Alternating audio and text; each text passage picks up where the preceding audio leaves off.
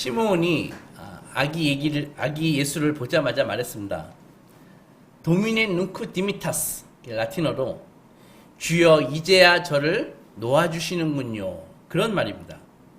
그러니까 이게 나중에 이제 찬송이 돼가지고 고대 우리 기독교에서 유명한 찬송이 됐는데, 눈쿠 디미타스, 나를 빌어서 놓아주시네요. 그렇게 찬송을 했습니다. 보면 29절서부터 보면 주제여 이제는 말씀하신 대로 종을 평안히 놓아주시는도다. 내 눈이 주의 구원을 보았사오니 이는 만민 앞에 예비된 것이요 이방을 비추는 빛이요 주의 백성 이스라엘의 영광이니이다. 이렇게 되어 있지 않습니까? 그러니까 시므온은 그의 평생의 그 기도와 묵상 중에 하나님께 소명을 받았습니다. 근데 그 소명의 내용이 뭐냐면은 너가 죽기 전에 메시아를 볼 것이다 라는 소명입니다. 그리고 그 소명은 아기 예수를 보고 이루어졌습니다. 그는 찬송으로 감사를 하나님께 드렸죠. 눈쿠 디미타스. 이렇게요. 사람이요, 생각을 해보세요. 여러분들은 이 땅에 태어난 소명이 무엇이라고 생각합니까? 내가 나이가 돼서 공부를 하고 직장을 갖고 애를 낳기도 하고 결혼을 하기도 하고 그렇게 삶을 사는 게 소명입니까? 시므온 같은 경우는 그 소명이 메시아를 보는 게 소명이었습니다. 시므온 같은 경우는요. 그래서 그 소명은 예수를 보자 이루어졌고 성경에 기록되어 있습니다. 그러면은 우리가 이런 생각을 해봐야 되지 않을까요? 우리가 많은 일들을 하루 24시간을 통해서 많은 시간을 보냈는데 과연 하나님이 인정하시는 가치 있는 시간은 무엇인가? 가치 있는 일은 무엇인가?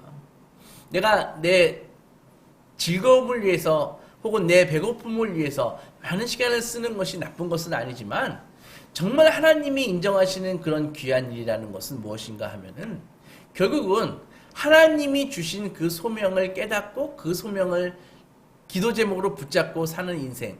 시므온은 그것을 평생 살았습니다. 그리고 그의 소명은 메시아를 바라보는 것이고 메시아를 보자마자 그는 이제야 눈쿠 디미타스, 이제야 저를 놓아주시는군요. 이제야 제게 소명을 이뤄주시는군요.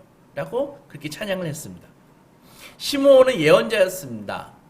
그렇게 얘기를 하자 놀라서 어쩔 줄을 몰라 하는 요셉과 마리아에게 그는 축복하고 예언을 하는데, 예언을 한번 읽어봅시다. 보라, 이 이야기는 장차 이스라엘 중 많은 사람을 패하거나 흥하게 할 것이다. 그리고 이 아기는 앞으로 비방과 공격의 타깃이 될 것이다. 이 아이로 인해서 너는 심장에 칼이 꽂히는 것 같은 고통을 겪게 될 것이다. 그것은 이 아이가 사람의 마음의 생각을 드러내기 때문이다. 이 내용이거든요. 제가 요즘 말로 현대어로 다시 써본 것인데, 이것을 읽으면은 제대로 읽으면 충격을 받지 않을 수 없습니다. 이것이 축복입니까? 저주입니까? 난지 8일 만에 된 한창 이쁜 아기를 안고 성전에 기쁨의 제사를 드리러 온 마리아에게 너의 가슴은 이야기로 인해서 칼에 찔리는 고통을 겪게 될 거야. 또한 이 아이는 장차 많은 사람들의 비방과 공격의 타깃이 될 거야. 도무지 축복 같아 보이지 않는 그런 예언이 아닐 수 없습니다. 그러나 오늘 성경에 이 이해하기 힘든 이 스토리도 이것도 크리스마스 이 이야기의 일부분이라는 것이죠. 성탄은 대부분의 사람들이 생각하기에 기쁜 날이고 하늘의 영광, 땅의 평화가 울리는 그런 복된 날이었습니다. 그리스도의 강림은 이 땅의 평화를 의미하기 때문입니다. 그러나 이 땅의 평화는 쉽게 이루어지지 않습니다. 여러분들, 세상에다가 우리 예수 탄생하셨습니다. 메시아가 나셨습니다. 하늘의 영광, 땅의 평화 선포하면 이 땅에 평화가 찾아옵니까? 여러분, 암병에 걸렸다고 생각해 보십시오. 의사가 어떻게 할까요? 피가 나고 아프지만 메스를 몸에다가 대고 배를 대고 수술하지 않습니까?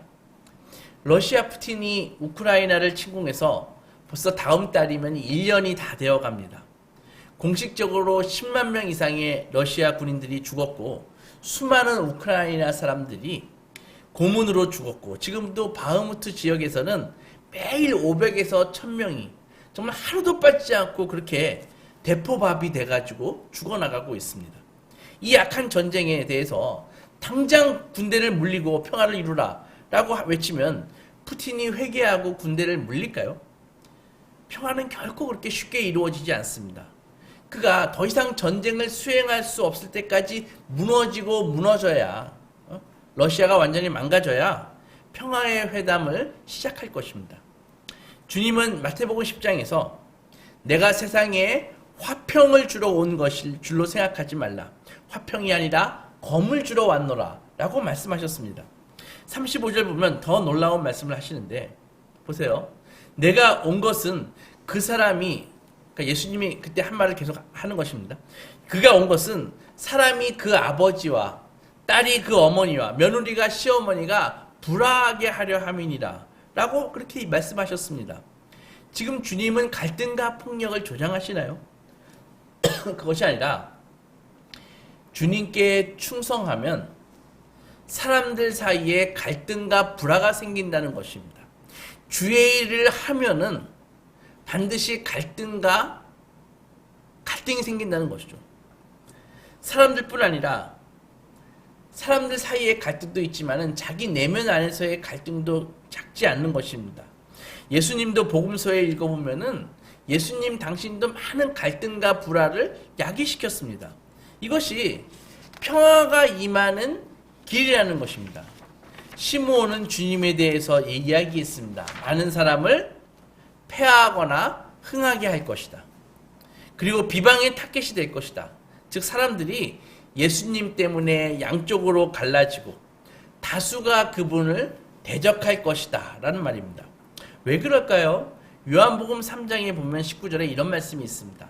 빛이 세상에 왔으되 사람들이 자기 행위가 악함으로 빛보다 어두움을 더 사랑하며 악을 행하는 자마다 빛을 미워하며 빛으로 오지 아니하나니 이는 그 행위가 드러날까 함이요 라고 되어 있습니다. 한 경찰관이 있었습니다. 그가 회심해서 예수를 믿게 되었습니다.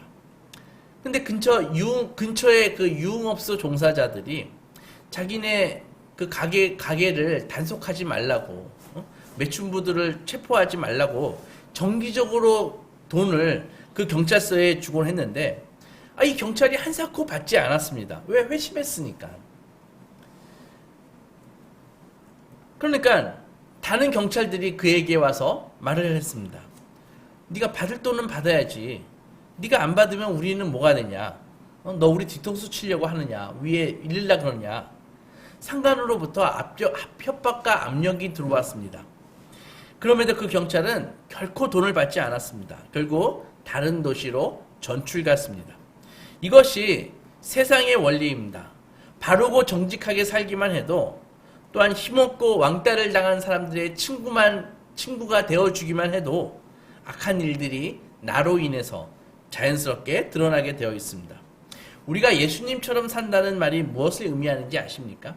아기 예수는 보세요. 우리가 예수님처럼 산다는 것의 의미는 아기 예수가 베들레헴 어느 여관에서도 방을 구할 수 없었지 않습니까? 그러니까 주님은 짐승들이 사는 그 마국간에 놓일 수밖에 없었잖아요. 바로 이것입니다. 우리가 예수님처럼 살면은 우리도 세상에서 방을 구하기가 어렵다는 것을 말씀하는 것입니다. 로마 사회는 각종 신과 신비한 종교가 넘쳐났던 그런 사회입니다. 각 가정마다 신이 있었고요. 각 민간단체, 군부대마다 수호신이 있어가지고 공적인 제사 의식을 정기적으로 막 열었습니다. 막 격식을 차리고요. 그런 자리에서 모든 사람은 그 조직에 속한 모든 사람은 그 조직이 섬기는 신에다가 경의를 표해야 했었습니다. 그런데 만약 동참을 거부하면 의심과 적의의 대상이 되는 것이죠. 분노의 대상이 되는 것이죠. 동참하지 않는 그 사람 때문에 나쁜 일이라도 조금이라도 생기면은 그 사람이 제대로 제사를 드리지 않아서 신의 진노를 산 거야. 이렇게 이야기가 되는 것입니다. 그런데 기독교는 제사장이 있습니까? 성전이 있습니까? 다른 어떤 신에게 제사하는 것은 다 우상 숭배라고 이야기하고 있지 않습니까? 그래서 이러한 배타성 때문에 당시 모든 그 종교 사회에서, 종교 다원주의 사회에서 거의 모든 사람과 막 충돌을 일으키는 것입니다. 기독교인만 되면은 막 충돌을 일으키는 것이죠. 왜 별것도 아닌 것들이 저렇게 튀냐? 그들의 눈에 기독교인은 이 사회 질서를 어지럽히는 사람으로 보였습니다.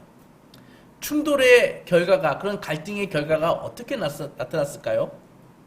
가정이라면은 상속권을 박탈당하고, 공직에서 잘리고, 사업상 거래를 할 수 없었습니다. 기독교를 혐오하는 황제들이 잇따라 즉위했었잖아요, 초창기에. 그때는 정말 극심한 투옥과 학대를 당하기도 했습니다. 원형 경기장 콜로세움에서 사자밥이 되기도 했고, 아니면은 땅속으로 지하 동굴에서 사는 카타콤, 바로 그런 곳 아닙니까? 지하 동굴에서 살 수밖에 없었습니다. 오늘날은 어떤가요? 현대인들은 신의 진노를 두려워하지 않습니다. 하지만 점점 기독교인들을 위험 요소로 막 치부하고 있습니다. 동성애를 인정하지 않는 기독교에 대해서 성차별을 하는 사람이라고 공격합니다. 기독교는 다른 신앙을 인정하지 않는 아주 편협하고 독단적인 종교라고 공격합니다. 기독교 종교인들이 가끔 무리를 일으키거나 타락하는 그런 것에 발견되면은 싸잡아서 전 기독교를 다 공격합니다. 저는 목회를 하면서 사람들을 영적으로 관찰합니다. 많은 사람들의 마음속 가장 깊은 곳에는 무엇이 있을까? 저들이 하는 행동 말고, 저들이 보여주는 모습 말고, 겉으로 보여주는 모습 말고, 가장 저분의 그 영혼의 중심에는 무엇이 들어있을까를 자주 보게 됩니다. 로마서 말씀처럼 사람들의 마음속에는 하나님을 마음에 두기 싫어하는 마음이 있음을 알 수 있습니다. 왜 하나님을 마음에 두기를 싫어할까요? 사람들의 마음속에는 자기 자신을 정당화하려는 욕구가 있습니다. 그래서 스스로 삶을 운영하고, 스스로가 자기가 생각하는 구원이 사람마다 다 각각 있는데, 자기가 생각하는 구원을 자기 힘으로 이룰 수 있다고 믿는 것입니다. 많은 교인들도 이 범위 안에서 종교 생활을 합니다. 이것을 건드리거나 부정하면은 반발합니다. 그런데 그 욕구를 부정하시는 분이 계시는데 바로 그분이 예수님입니다. 고린도전서 6장에 보면 이런 말씀이 있죠. 너희 몸은 너희가 하나님께로부터 받은 것이다. 너희는 값으로 산 존재다. 이렇게 하니까 이 말을 듣고 좋아할 사람이 아무도 없는 것입니다. 너희 소유권이 너한테 있는 것이 아니라 하나님께 있다. 이렇게 하니까 반발하는 것이죠. 여러분도 예수님을 닮아가면 닮아갈수록 사람들은 여러분들에게 분노하게 되어 있습니다. 반대로 누구든지 여러분에게 전혀 분노하는 사람이 없다면은 아마도 여러분은 예수 닮아가는 일을 멈춘 상태일 것입니다. 어느 쪽인가요? 예수께서 우리 삶에 들어오시면 우리는 화평하게 하는 자가 되기도 하지만 동시에 불화도 뒤섞여 온다는 것입니다. 진정한 그리스도인이라면 화평케 하는 일에 승리도 경험할 것이고, 가슴 아픈 대립과 충돌도 감수할 수밖에 없음을 알게 될 것입니다. 시므온은 마리아에게 말했습니다. 이 아이로 인해서 너가 지금 8일밖에 안 되는 이쁜 아기를 성전에 데리고 왔지만 장차 이 아이로 인해서 너의 가슴은 칼에 찔리는 그런 고통을 겪게 될 거야. 이렇게요. 이 예언대로 마리아는 십자가에서 아들이 실제로 창에 찔리는 그런 고통을 직접 바라볼 수밖에 없었습니다. 물론 마리아는 천사 가브리엘을 통해서 이 아기가 메시아라는 예언을 깊이 받았습니다. 그러나 아들이 그렇게 처참하게 죽을 것은 꿈에도 몰랐습니다. 사흘 만에 부활할 것도 알지 못했습니다. 아들이 사역을 할 때 마리아는요, 막상 아들이 메시아로서 사역을 시작하니까 마리아는 큰 혼란에 빠졌습니다. 사람들이 소리가 나는데, 자기 아들에 대해서 소문이 났는데 뭐라고 얘기하냐면은 아들이 미쳐서 돌아다닌다는 거예요. 사람들이 이제는 급기야 마리아에게 당신의 아들이 귀신 들려서 다니는데 왜 보고만 있냐, 그렇게 했습니다. 그래서 마가복음 3장에 보면은 마리아는 예수님의 동생들을 이렇게 데리고 다니면서 너의 형이, 너의 오빠가 지금 문제가 있다, 나랑 같이 가자 해가지고 마리아가 자기의 자녀들을 데리고 예수님 사역하는데 찾아갔습니다. 거기서 약간 멀리 떨어져서 예수님을 불렀습니다. 근데 주님은 아셨지만 무시하고 계속 말씀을 증거하시고 설교하고 계셨습니다. 마리아가 안 되니까 이번에 제자들에게 불러가지고 내가 예수 엄마인데 내 아들을 좀 불러주세요, 그렇게 얘기를 했습니다. 제자들이 그 소리를 듣고 주님에게 가가지고 주님, 어머니와 동생들이 왔습니다, 이렇게 얘기하니까 주님이 하는 말이 누가 내 어머니고 동생들이냐, 여기에 둘러앉아 있는 내 어머니와 동생들을 봐라. 아버지, 하나님 아버지의 뜻대로 행하는 자가 내 형제요 자매요 어머니이다, 이렇게 말씀하셨거든요. 여러분, 이 제3자인 우리들은 그 심정을 잘 알까요? 한번 그 당시에 마리아의 심정을 한번 생각해 봅시다. 마리아가 정말 훌륭한 사람이, 훌륭한 엄마임에는, 어머니임에는 틀림없지만 아들이 이 땅에 온 목적을 깨닫지 못했습니다. 그래서 예수님을 막으려고 했고 세상을 구원하시려는 그 예수님의 사역을 막 말리려고 했습니다. 이것이 큰 실수였던 만큼 예수님의 책망도 그녀가 얼마나 뼈아프게 느꼈을까요? 마리아의 마음속에 계속 예수의 말이 계속 맴돌았지 않을까요? 누가 내 어머니냐?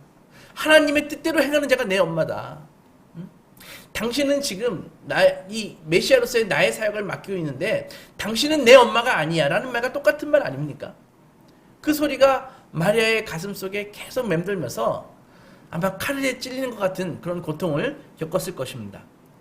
내면에 갈등이 생기고 혼란과 심한 고통이 따랐을 것입니다.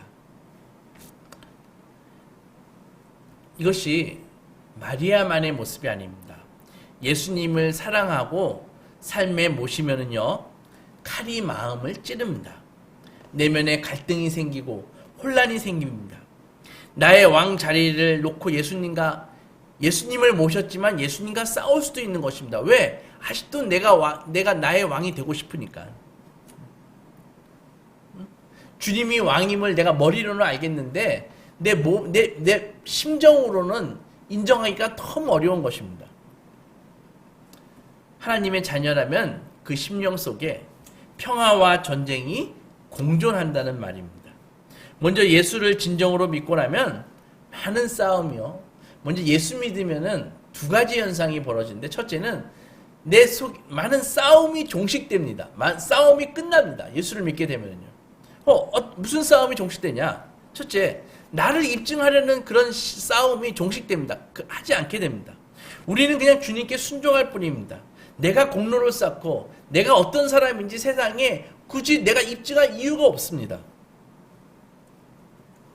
우리는 내 삶을 통해서 그냥 예수님을 증거하는 사람이기 때문입니다. 나는 십자가에서 이미 예수와 함께 이미 죽은 사람입니다. 그래서 내 자존심, 남의 눈치, 그렇게 중요하지 않게 변하는 것입니다. 내가 누구인지, 또한 많은 사람들이 자기가 누구인지 발견하려고 노력하는데 그렇게 발견하려고 노력할 그런 싸움도 하지 않습니다. 왜 그럴까요? 내면을 탐구하는 돌을 닦지도 않습니다. 왜냐하면은 하나님의 말씀은 내가 누구인지 명료하게 알려주기 때문입니다. 삶의 의미를 찾으려는 싸움도 할 필요 없어요. 참된 만족을 얻으려는 그런 투쟁도 할 필요가 없습니다. 주님의 일이 의미 있는 일이고 우리는 하나님으로만 진정으로 만족을 얻을 수 있는 존재이기 때문에 이미 이 싸움은 다 해결이 됩니다. 그러나 예수를 믿으면 전혀 새로운 차원의 다시 싸움을 하게 됩니다. 전에는 안 싸웠던 싸움을 하게 될 수밖에 없습니다. 새로운 평화를 누리지만, 예수를 믿어서 내가 새로운 평화를 얻지만 새로운 갈등도 생긴다는 것입니다. 주일마다 자칭 기독교인들이 교회에 갑니다. 괜찮은 교회에 등록을 하고 종교 생활을 합니다. 그 지역에서 누구라도 알만한 교회에 다니고 종교 생활을 하면 교양인으로서 괜찮아 보이지 않습니까? 인간관계도 좀 넓힐 수도 있고, 심지어 어떤 사람은 비즈니스 이유로 교회 다니시는 분들도 있습니다. 또 자기 아이들도 보내면서 교회에서 나쁜 말 하지는 않으니까, 제가 이런 말은 많이 들었어요. 교회에 왜 보냅니까? 아이들을? 교회에서 나쁜 거 가르치지는 않잖아요. 이런 얘기를 하시더라고요. 도움이 될 것 같아서 그렇게 교회 다니는 사람들 정말 많이 있습니다. 그러나 그들의 신앙에는 싸움이 없습니다. 영적인 전투도 없고요. 자아를 부인하지도 않습니다. 불의와 적극적인 그런 투쟁도 없습니다. 미안하지만 이것은 성경이 가리키는 기독교가 아닙니다. 그것은 예수께서 세우시고 사도들이 전한 그런 기독교가 아닙니다. 그들은 그냥 종교 서비스를 원하는 고객일 뿐입니다. 서비스에 만족되지 않으면 더 괜찮은 종교 서비스를 찾아 그냥 떠날 뿐입니다. 예수께서 주시는 새로운 평화에는 반드시 새로운 싸움이 따릅니다. 왜 그럴까요? 주님이 주시는 평화는 회개라고 하는 그런 내적 싸움 이후에 주시는 평화이기 때문입니다. 그러므로 진정으로 회개하지 않은, 진정으로 회심하지 않는 사람은 주님이 주는 평화라는 건 있을 수가 없습니다. 회개가 무엇입니까? 자기 인생의 주인된 자리에서 자기가 자기 인생의 주인이었었는데 그것을 내려놓고 이제는 예수님이 나의 주인이 되는 것이 회개입니다. 왕이 바뀌는 것입니다. 이 일에 고통이 없다면 말이 되지 않습니다. 여러분, 지금도 지구촌 곳곳에서 얼마나 많은 쿠데타가 일어나고 얼마나 많은 정권에 대한 도전이 일어납니까? 히잡 안 썼다고 데모만 해도 그렇게 사람을 죽고 죽이는 갈등이 생기는데, 몸살을 앓는데, 왕의 자리는요, 그 권력의 자리는 결코 쉽게 내오는 것이 아닙니다. 세상의 정권도 쿠데타에 의해서 바뀌면 몸살을 앓는데 심령의 전투도 마찬가지라는 것이죠. 회개라는 게 무엇입니까? 내가 시인하고 싶지 않은 일을 시인해야 되고, 내가 인정하고 싶지 않은 나의 약점도 인정해야 됩니다. 그러나 이 용서와 화해라는 이 평화에 이르는 길은 그 길밖에 없다는 것이죠. 회개를 통해서 나의 독선이 무너져야 됩니다. 회개를 통해서 나의 교만이 무너져야 됩니다. 자기의 세계관이 세상의 세계관에서 말씀의 세계관으로 바뀌어야 됩니다. 회개의 고통을 통과하지 않고는 새로운 평화에 들어갈 수 없다는 것이죠. 이 이후에도 우리 안에서 어떤 일이 벌어집니까? 옛 자아가 그대로 살아있잖아요. 옛 자아와 새로운 자아는 계속해서 싸우는 것입니다. 오죽하면 사도 바울도 오라, 이 공고한, 내 영혼이 정말 공고하다, 이 사망의 늪에서 나를 누가 건져낼 것인가? 내가 선을 행하고자 하지만은 또 다른 내가 있어서 나는 계속 악을 행하는구나. 가슴을 치면서 자기 심령의 상태를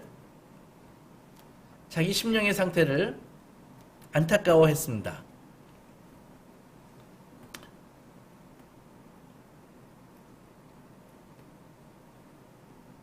나의 원대로 마시옵고 아버지의 원대로 하옵소서라고 고백해야 우리는 예수의 평화 속으로 들어갈 수 있는 것입니다. 한 성도가 교통사고를 당했습니다. 죽지는 않았지만 사지를 쓸 수 없게 되었습니다. 기도하고 기도했지만 그녀는 회복하지 못했습니다. 점점 원망이 생기고, 하필 왜 나에게 이런 일이 생기냐? 하나님은 정말 살아계시냐? 하나님이 살아계시다면 왜 나에게 이런 일이 벌어졌나? 정말 그런 생각을 떨치지 않을 수 없었습니다. 오히려 어떨 때는 신앙 없이 그냥 사는 사람들이 부럽기까지 했습니다. 그녀는 몸뿐만 아니라 마음도 이렇게 병이 들어갔습니다.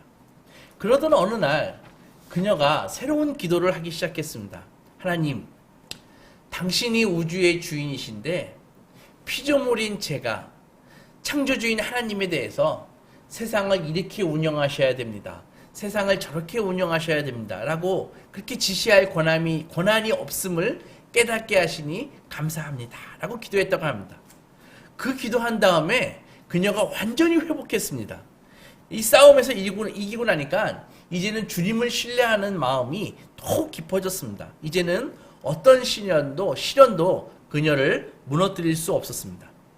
여러분, 우리가 고난을 자청할 필요는 없습니다. 하지만 우리가 고난 속에서 주님을 더욱 붙잡고 신뢰하기만 하면 그 사람에게는 누구도 빼앗을 수 없는 기쁨과 강한 성품, 고난이 주는 능력을 얻을 수 있습니다.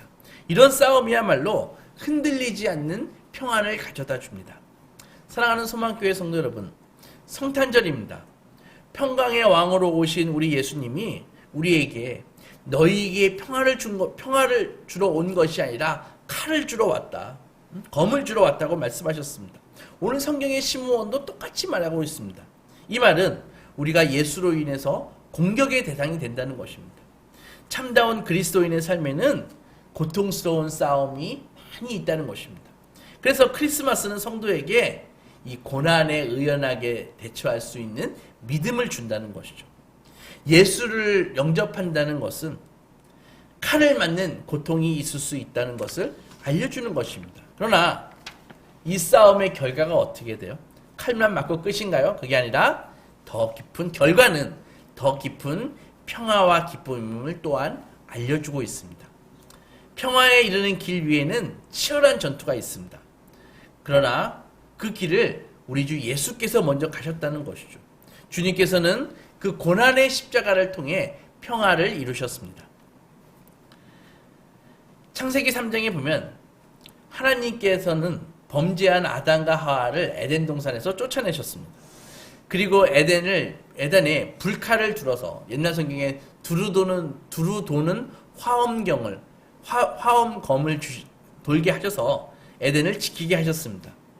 죄의 삭은 사망인데 회개 없이, 죄 문제 해결 없이 에덴에 있는 생명나무의 과실을 먹지 못하게 하시기 위해서였습니다. 죄의 값을 치르지 않고 사는 것은 하나님의 공의에 어긋납니다. 그래서 구약에서 성막이나 제단에서 죄가 사해질 때마다 대신 짐승들이 칼을 맞고 죽임을 당해야 했습니다.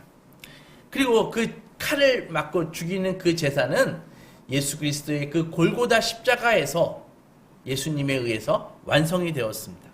친히 자기 자신이 제물이 돼서 제사장이신 그분이 자기 자신을 제물로 완전하고 온전한 제사를 드리신 것이죠. 예수께서 지신 십자가는 우리의 죄값입니다. 주님도 그 칼에 맞아 희생되셨습니다. 이사야 53장에서 8절에 이런 말씀이 있습니다.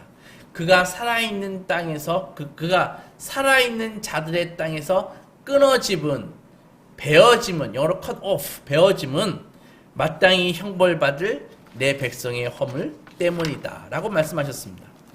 최후의 순간 그 검이, 하나님의 공의의 검이 주님에게 내리칠 때 주님은 철저히 혼자셨고 아버지께 마저 버림받으셨습니다. 그분은 이렇게 우리의 죄를 담당하시기 위해서, 우리를 위해서 싸우셨습니다. 앞으로 많은 어려움이 예상되지만 우리는 결코 혼자가 아닙니다. 주님은 늘 우리 곁에 동행하십니다. 시므온이 마리아에게 오늘 성경에서 이 아이로 인해 장차 네 마음이 칼에 맞는 그런 고통을 겪을 것이다 라고 했을 때 마리아가 그 예언을 안 돼요, 저는 제 마음을 다치고 싶지 않아요 라고 말했다면 어떻게 됐을까요? 십자가를 앞에 둔 예수께서 아버지, 제가 이 잔을 마시지 않겠습니다. 쏟아 버리겠습니다. 이것이 저의 뜻입니다. 라고 말하셨다면 어떻게 되었을까요? 여러분, 우리도 예수님을 인한 고난에 물러서지 마십시오. 예수를 믿는 것이 손해가 된다면 감수하십시오. 신앙을 지키기 위해서 내가 쾌락을 즐길 수 없다면 포기하십시오. 그깟 손해는 하나님이 주시는 보상에 비하면 좋게 비교할 바 없습니다. 비교될 수가 없습니다. 그분의 뒤를 따르는 것이 성탄에서 약속하신 평화를 이루는 일입니다. 우리를 찌를 칼은 결코 무섭지 않습니다. 감당할 만한 시험에는 허락지 않으시고 그 시험도 언제나 극복할 수 있는 피할 길을 주시기 때문입니다. 여러분 이 믿음 갖고 성탄의 평화를 맞이하는 소망의 자녀들이 되시기 주님의 이름으로 축원합니다.